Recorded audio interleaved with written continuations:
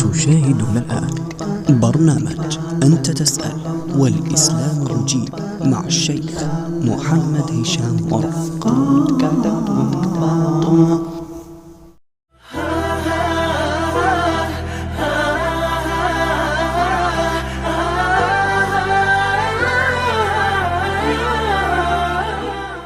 سؤال يتراود على الناس كثيرا، وهو لماذا يبتلي الله العباد؟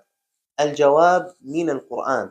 قال الله عز وجل: وبشر الصابرين الذين إذا أصابتهم مصيبة قالوا إنا لله وإنا إليه راجعون.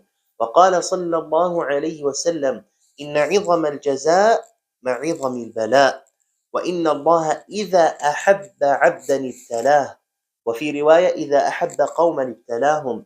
لذلك الابتلاء صبر أو اختبار على صبرك وسبب لرفعة درجاتك. فتخيل أن إنسانا ليس لديه ابتلاء ويعيش في حالة رخاء، فهل يدعو ويتضرع؟